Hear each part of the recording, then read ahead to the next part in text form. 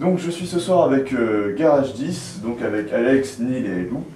Donc première question, avant Garage 10 c'était un groupe vachement festif malgré les textes mélancoliques.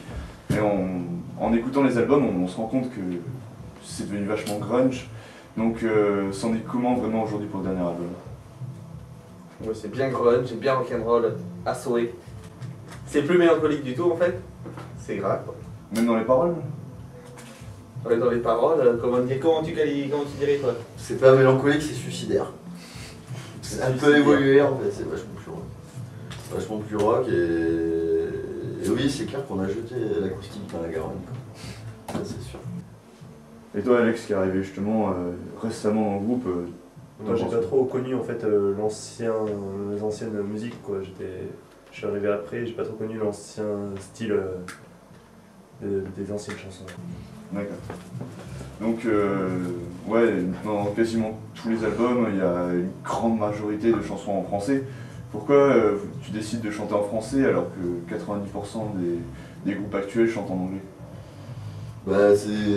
Non, ouais, il y a des groupes qui marchent et qui se vendent sur les marchés et qui chantent en allemand, tu vois. Donc en fait, moi je crois au français parce que c'est le seul que je pratique. Et je pense que notre niveau d'anglais est pas... On est limité en anglais, Voilà. un peu trop limité. Une faute de mauvais professeurs sûrement. Dans tous les cas, en fait, de mauvais élèves, exactement. Et ben, dans tous les cas, en fait, parce qu'on gère mieux les gros mots en français, tout simplement. Donc voilà, et puis honnêtement, on préfère que le public, déjà au moins sur lequel on joue, nous comprenne, quoi. Et après, pour ce qui est de l'international, ben, si jamais on en fait, eux, ils se contenteront de quelque chose de mélodique, ils s'adaptent, et voilà, autant que quand ils écoutent des trucs allemands. C'est le grunge power. International. N'est-ce pas? Et ouais, voilà, c'est ça, et pourquoi pas. Eh oui. D'accord. Donc, si j'ai bien compris, ça fait à peu près 15 ans que vous faites de la musique ensemble, enfin, au moins de la musique tous les deux. Bon, on s'est croisés quand même plus tard. Ouais. Donc ça fait à peu près combien de À l'entrée d'une résidence. Oui, tout à fait. Donc ça fait combien de temps que vous jouez ensemble pour le Garage 10? Ça va faire au moins 5 ans, 7, Ouais. 8 ans, entre 5 et 8 ans. Environ. Vous devez avoir À un 2 bon mois stock de près. chansons quand même. Ça fait à peu près combien de chansons par exemple, juste sur les albums pour l'instant? Alex, ça fait combien de chansons? Sur juste avec ce qu'il y a sur les albums? Oui. Bon, Aussi en tout cas, incroyable que cela puisse paraître, ça fait. Beaucoup. C'est 150 chansons. il me semble. Non, c'est pas vrai. 150? Ouais. Mais oui, non, sérieux. Non, mais concrètement, En en plus, c'est fait, ça, la folie. il y a environ. J'ai dû faire 150 chansons. Après, est-ce qu'elles sont bonnes ou pas? Confond, On sait pas. déjà. Ouais, mais c'est- Voilà. c'est- Après, on en a enregistré concrètement sur maquette au moins 80. Sachant que dans les 80, il y a des chansons qui reviennent et qui sont dans différentes versions. Maintenant, après, là, on a limité la checklist à 60. Bon, faut pas le dire, on en commence par 10 et maintenant on les applique. D'accord. Voilà. Donc, pourquoi avoir choisi l'autoproduction donc en studio plutôt que de travailler dans les studios pro? Les pépettes. Les thunes, ouais, forcément. Ouais, parce que on a tout ce qu'il faut à la maison pour répéter. Ce qui coûte tout le monde, d'ailleurs, en ce moment. Et donc voilà, quoi. On a tout ce qu'il faut à la maison pour avoir un son pro, enfin j'espère, les gens nous le diront. Puis voilà, quoi. S'il veut, je lui résume. Tiens, regarde. Qu'est-ce qu'il y a de ça? Voilà pourquoi on va pas chez les pros. Tout simplement. Ouais, exact. J'ai des trous dans les poches. Mais vous pouvez envoyer vos dons à Garage 10. Et sur les premières maquettes d'ailleurs, il Échantillon. y a le mythe comme quoi vous auriez enregistré dans une bagnole, tout ça, pour le dernier album justement. Ça Ah, mais se c'est fait comme pas un mythe.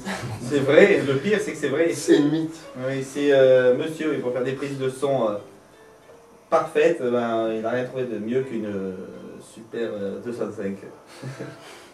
Pour faire ces Donc, fameux voilà. sons, et justement, Il y a une explication. La première explication, c'est la faute de lieu.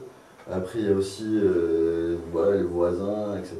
Et puis, c'est quand même de la grunge et sa gueule et tout ça. Et puis, en fait, il y avait un concept vraiment plus sympa d'enregistrer dans la bagnole. Parce que tu es libre et tu peux aller enregistrer où tu veux. Dans les bois, devant la plage. dans la forêt, Je viens de le dire. non, Si, sur une scène. dans une église, en voiture, dans la mer. On la garde partout, la 205, comme dans la dernière pub. Ben, oui, voilà, ouais, la même. Mais on n'en changera pas. Oui. ça. Peut-être un pick-up pour Neil pour la batterie à l'arrière. Oui, un van. Un van.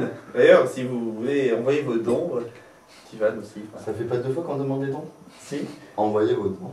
Pour un van, ça le fait. Envoyez donc vos dons.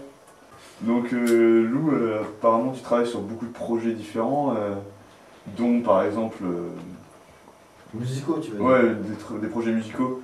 Donc qu'est-ce qui t'apporte ces projets? En fait, composer avec d'autres gars, dont des potes, c'est vraiment plus sympa parce que en fait déjà eux, ils t'apportent ils te mâchent le travail quoi, et t'as plus qu'à mettre ta patte personnelle quoi, c'est comme aller graffer sur la tour Eiffel, tu vois. Salut, c'est moi qui ai fait la tour Eiffel quoi.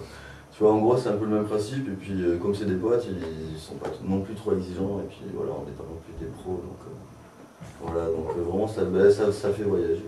Ouais, mais à ce moment-là, pourquoi tu bosses avec eux? Parce qu'apparemment, quand on y réfléchit, ça doit quand même te prendre pas mal de temps. Parce qu'on a beaucoup de chansons avec Garagis. Ouais, parce que bon, comme tu bosses quand même beaucoup plus sur GarageDix. Actuellement, en fait, moi je suis plus que 39 heures, et même Alex c'est encore pire, totalement dans la musique en fait. Et là, le but du jeu c'est d'avancer. Donc en fait, plus je joue, plus je suis content. Donc voilà, tout simplement. Alex passe ses nuits blanches chez moi pour ça aussi. C'est lui qui a avancé le plus gros du projet, du dernier album. Et donc voilà, c'est cool. Ouais. Plus tu joues, plus tu es content. C'est la recette miracle en fait. Plus tu rajeunis. N'est-ce pas les gars? Tout à fait, absolument. Je dis bravo, chapeau bas. C'est l'heure du thé? Ah monsieur, c'est l'heure du thé aussi. Et donc une dernière question, donc, dans le groupe il y a Alex qui est arrivé récemment pour jouer la basse, mais apparemment vous êtes assez agrandi niveau staff. Qui se serait rajouté? La petite équipe. La petite équipe. Quand forcément t'as trop de table, au bout du moment il faut déléguer. Donc tu délègues, et c'est cool, et en fait tous les gens motivés qui ont voulu nous suivent. Donc toi mon cher Olivier, pour tout ce qui est vidéo, et puis on a notre nicotine nationale pour tout ce qui est management, programmation, et on a le Damien qui s'occupe un petit peu de nos cœurs. Et donc voilà, tout ça c'est ce qui fait vivre le truc. Je dirais pas comme Michel Fugain et le Big Bazar, mais presque. Il manque Mimimati. Ouais. Heureusement. Oui, là il fallait suivre. Bon bah merci pour cette interview, et puis De rien. à la prochaine les mecs. Ah, ciao. Mais au concert, tout simplement. Au prochain, ouais. Ouais, allez, ça roule. Petit rossignol. T'es prêt Alex? C'est toi qui fais le 3-4. 3, 4.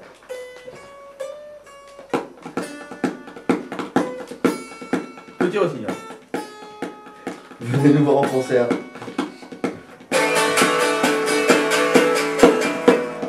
Petit rossignol.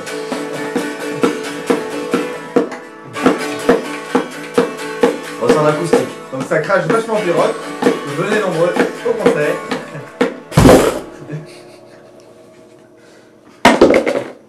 T'as pas joué en fait. Par pitié.